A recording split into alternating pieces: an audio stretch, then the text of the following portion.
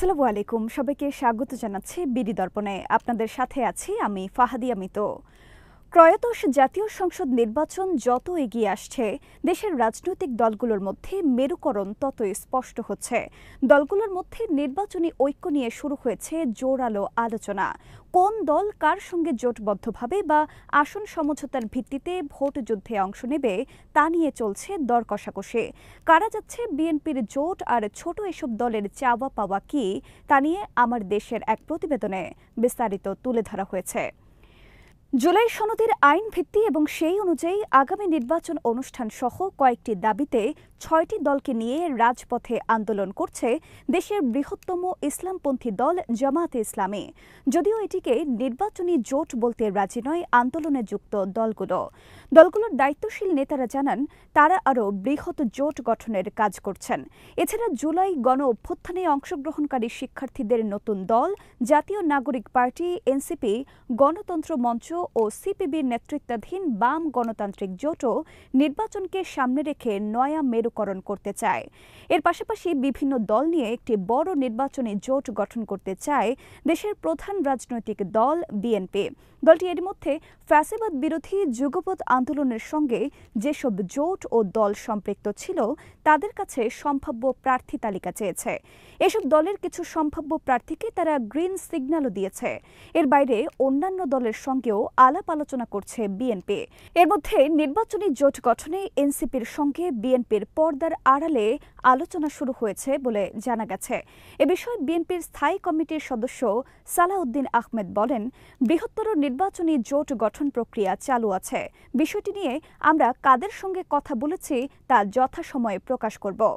বিএনপির নীতি নির্ধারকদের সঙ্গে কথা বলে জানা গেছে, নির্বাচন ঘনিয়ে আসায় তাদের দল একটি বৃহৎ নির্বাচনী জোট গঠন করার কাজে ব্যস্ত সময় পার করছে। যুগপৎ আন্দোলনের সঙ্গে যুক্ত সমমনা দল ও আন্দোলনের সঙ্গে যুক্ত সমমনা দল ও জোটসহ অন্যান্য উদার গণতান্ত্রিক, ইসলামী ও আলেমদের সমন্বয়ে এই জোট গঠন করা হবে। যুগপতের দল ও জোটের কাছে এরই মধ্যে আসনের তালিকা চেয়েছে বিএনপি। যুগপৎ আন্দোলনে বিএনপির মিত্র দল ও জোটগুলো হল ৬ দলের সমন্বয়ে গঠিত গণতন্ত্র মঞ্চ, ১২ দলীয় জোট, গণতান্ত্রিক বাম ঐক্য, জাতীয়তাবাদী সমমনা জোট, গণফোরাম ও Bangladesh peoples party, labour party ও গণ অধিকার পরিষদ। জানা গেছে, যুগপতের এই দলগুলোর সঙ্গে একাধিকবার বৈঠক করেছে বিএনপি।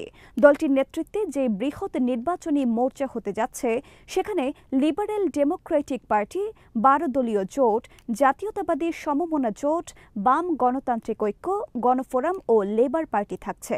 এ বিষয়ে ১২ দলীয় জোটের প্রধান মোস্তফা জামাল হায়দার আমার দেশকে বলেন, বিএনপির সঙ্গে আমরা যুগপৎ আন্দোলনে ছিলাম, আগামী নির্বাচনেও একসঙ্গে অংশগ্রহণ করব। আমরা এরই মধ্যে বিএনপির আহ্বানে ৩০ থেকে ৩৫টি আসনের একটি তালিকা দিয়েছি। গণফোরামের ভারপ্রাপ্ত সভাপতি অ্যাডভোকেট সুব্রত চৌধুরী বলেন, বিএনপির নেতৃত্বে যে নির্বাচনী জোট হতে যাচ্ছে তাতে আমরা আছি। ইতিমধ্যে আমরা সম্ভাব্য প্রার্থীদের তালিকাও জমা দিয়েছি। এলডিপির মহাসচিব ডক্টর রেদওয়ান আহমেদ বলেন, ২০১২ সাল থেকে তার দল বিএনপির সঙ্গে আছে। আগামী জাতীয় সংসদ নির্বাচনকে নিয়ে যে মেরুকরণ হচ্ছে তাতেও বিএনপির সঙ্গে থাকবে তার দল। গণতান্ত্রিক বাম ঐক্যের সাবেক সমন্বয়ক আবুল কালাম আজাদ বলেন, তারা বিএনপির উদ্যোগে যে নির্বাচনী জোট হতে যাচ্ছে তাতে থাকছেন। এর মধ্যে তাদের জোট সম্ভাব্য প্রার্থী তালিকাও জমা দিয়েছে। বাংলাদেশ জাতীয় পার্টির চেয়ারম্যান ব্যারিস্টার আন্দালিব রহমান পার্থ আমার দেশকে বলেন, তার দল বিএনপির জোটের সঙ্গে আছে। পার্থ ঢাকার একটি আসন থেকে নির্বাচন করার কথা জানিয়েছেন। জাতীয়তাবাদী সমমনা জোটের প্রধান ডক্টর ফরিদুজ্জামান ফরহাদ বলেন, যুগপৎ আন্দোলনে বিএনপির সঙ্গে আমাদের জোট ছিল, আগামীতেও যে কোনো মেরুকরণে বিএনপির সঙ্গে থাকব। লেবার পার্টির চেয়ারম্যান মোস্তাফিজুর রহমান ইরান জানান, আগামী নির্বাচনকে সামনে রেখে বিএনপি যে জোট করতে যাচ্ছে তার সঙ্গে তার দল রয়েছে। ইলেকটোরাল পলিটিক্স জেনেই সিদ্ধান্ত নেবে গণতন্ত্র মঞ্চ। যুগপথের অন্যতম শরিক জোট গণতান্ত্রিক মঞ্চকে নয়া নির্বাচনী মেরুকরণে চায় বিএনপি। জানা গেছে এই নিয়ে জোটের নেতাদের সঙ্গে অনানুষ্ঠানিকভাবে কথাও বলেছে দলটি। মঞ্চের কাছে সম্ভাব্য প্রার্থী তালিকাও চেয়েছে। গণতন্ত্র মঞ্চ এরই মধ্যে ১২০টি আসনে সম্ভাব্য প্রার্থী ঘোষণা দিয়েছে, কিন্তু বিএনপির কাছে এখনো তালিকা দেয়নি। গণতন্ত্র মঞ্চের নেতা ও গণসংহতি আন্দোলনের প্রধান সমন্বয়ক জোনায়েত সাকি বলেন, বিএনপির সঙ্গে আমরা যুগপৎ আন্দোলনে ছিলাম। সামনে নির্বাচন আসছে, কোনো জোট নয়, তাদের সঙ্গে আমাদের আসন সমঝোতার আলোচনা অব্যাহত আছে। তিনি বলেন, অন্যদিকে আমাদের জোট গণতন্ত্র মঞ্চ দেশের উদার গণতন্ত্র মনা দলগুলোর সঙ্গে আলাপ আলোচনা করছে। এর উদ্দেশ্য হচ্ছে জোটটি আরও সম্প্রসারণ করা যায় কিনা তা এসব আলাপ আলোচনার মাধ্যমে এগিয়ে নেওয়া। জুলাই সনদ নিয়ে এরই মধ্যে আমাদের জোট ৩০ দলের সঙ্গে মতবিনিময় করেছে। গণতন্ত্র মঞ্চের অন্যতম শীর্ষ নেতা মাহমুদুর রহমান মান্না বলেন, আমরা বিএনপির সঙ্গে শুরু থেকেই আছি। তারা তালিকা চেয়েছে, আমরা তালিকা তৈরি করছি। ইতিমধ্যে ১২০টি আসনে সম্ভাব্য প্রার্থী ঘোষণা দিয়েছি। এরপরই বৈঠক হবে বিএনপির সঙ্গে। তবে শুধু আসন সমঝোতাই সবকিছু নয়, রাজনীতিটাও দেখব। গণতন্ত্র মঞ্চের সমন্বয়ক ও বাংলাদেশ রাষ্ট্র সংস্কার আন্দোলনের সভাপতি অ্যাডভোকেট হাসনাত কাইয়ুম বলেন, বিএনপির সঙ্গে বিভিন্ন আন্দোলনে ছিলাম, এখনো আছে। তাদের সঙ্গে বৈঠক হয়, তারা আমাদের কাছে সম্ভাব্য প্রার্থী তালিকাও চেয়েছে। তিনি বলেন, আমাদের সিদ্ধান্ত হচ্ছে ইলেকটোরাল পলিটিক্স নিয়ে বিএনপির সঙ্গে কথাবার্তা হবে। এর ওপরই নির্ভর করছে আসন সমঝোতা হবে কিনা বা ওই নির্বাচনী মেরুকরণে জোটে যোগ দেব কিনা। তফসিল ঘোষণার পরই আসন সমঝোতা বা নির্বাচনী জোটের বিষয়ে সিদ্ধান্ত নেবে গণ অধিকার পরিষদ। এ বিষয়ে দলটির সাধারণ সম্পাদক রাশেদ খান বলেন, আমরা বিএনপির সঙ্গে ২০২২ সাল থেকে আছে। ২০২৪ সালে তো আমরা একসঙ্গে ফ্যাসিবাদকে তাড়িয়েছি। আমরা ইতোমধ্যে ৫০টি আসনে সম্ভাব্য প্রার্থীর নাম ঘোষণা করেছি, বাকি আসনেও ঘোষণা করব। তিনি বলেন, রাজনৈতিক দলগুলো যখন একসঙ্গে বসে তখন জোট নিয়ে অনেক ধরনের আলোচনা হয়। আমরা বিএনপি এমনকি জামাতের সঙ্গেও জোট করার সম্ভাবনা নিয়ে কথা বলেছি। নিজেদের মধ্যে জোট করার বিষয়েও আলাপ হয়েছে, তবে সবকিছু নিয়ে আলোচনা করব তফসিল ঘোষণার পর। এ ব্যাপারে আমার বাংলাদেশ পার্টির চেয়ারম্যান মুজিবুর রহমান মঞ্জু বলেন, বিএনপির সঙ্গে সরাসরি বা যুগপৎ কোনো ধরনের জোটে যুক্ত না হয়েই এবি পার্টি স্বতন্ত্রভাবে আন্দোলন সংগ্রামে ভূমিকা রেখেছে। জুলাই গণ অভ্যুত্থানে সামর্থ্য অনুযায়ী ভূমিকা রেখেছে।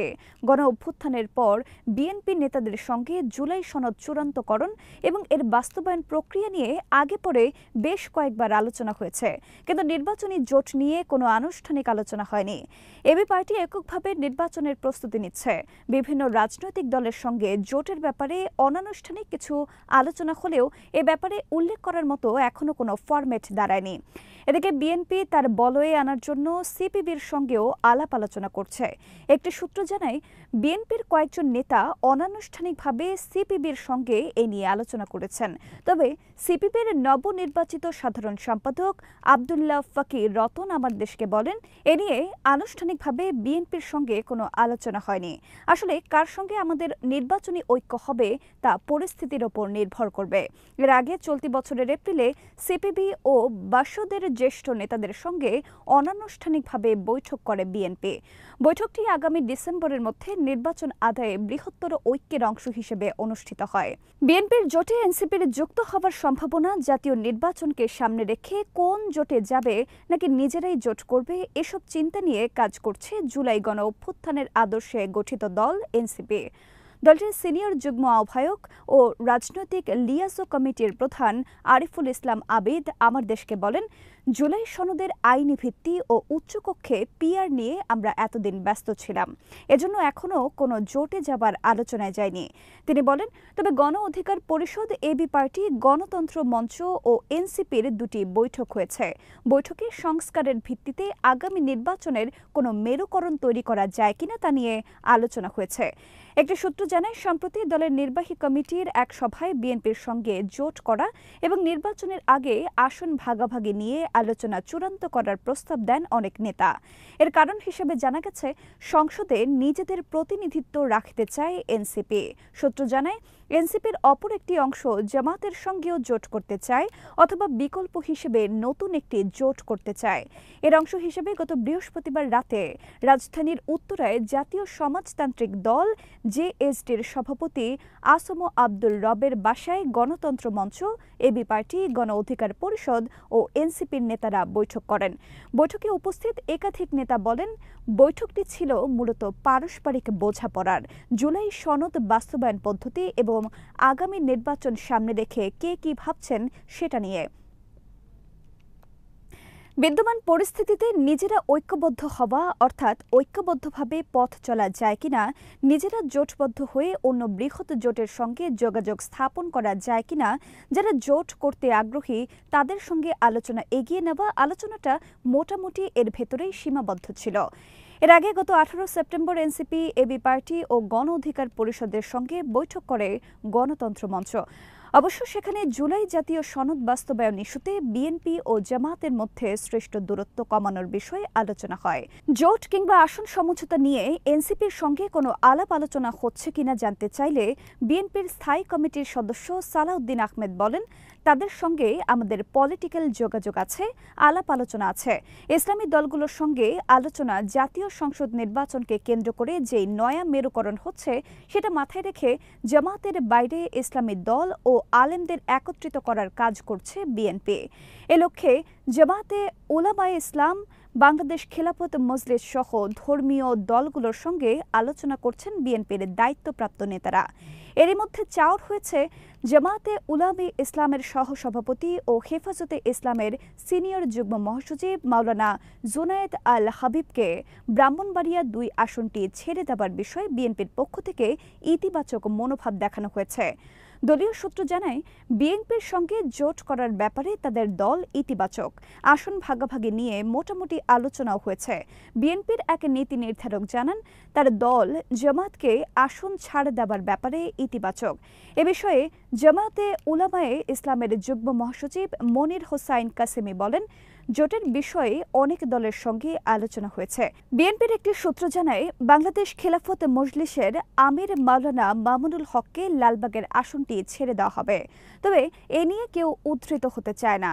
বাংলাদেশ খেলাফত মজলিস এখন উচ্চকক্ষে পিআর সহ কয়েকটি দাবিতে জামাতের সঙ্গে আন্দোলন করছে।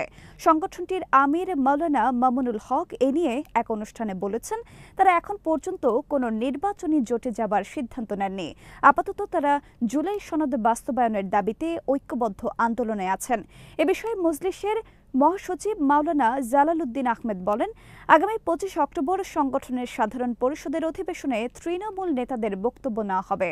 তারপর ওই দিন বিকালে মজলিসে সূরার বৈঠকেই চূড়ান্ত সিদ্ধান্ত নেওয়া হবে বাংলাদেশ খেলাফত মজলিস কোন জোটে যাবে। দেশের আলেম সমাজ ও তাদের গড়ে তোলা প্রতিষ্ঠান নির্বাচনে ব্যাপক ভূমিকা রাখে। এজন্য এসব আলেমকেও পাশে চায় বিএনপি। এজন্য দলটির নেতারা ইতোমধ্যে হাটহাজারী মাদ্রাসা, হেফাজতে ইসলাম বাংলাদেশের আমির, সারসিনা পীর, আলিয়া মাদ্রাসা ধারে যেসব মুরব্বী আছেন তাদের সঙ্গে দেখা করছেন। বিএনপি বলেছে, এর উদ্দেশ্য একটাই, বাংলাদেশের সব জনগোষ্ঠীকে আমরা একত্রিত ও ঐক্যবদ্ধ করে এমনভাবে দেশ পরিচালনা করতে চাই যেখানে বিভক্তি থাকবে না। আজ এখানে শেষ করছি। সবাই ভালো থাকুন, সুস্থ থাকুন আর দেখতে থাকুন বিডি দর্পণ। চ্যানেলটি ভালো লাগলে সাবস্ক্রাইব করুন, সংযুক্ত থাকুন আমাদের ফেসবুক পেজে। আল্লাহ হাফেজ।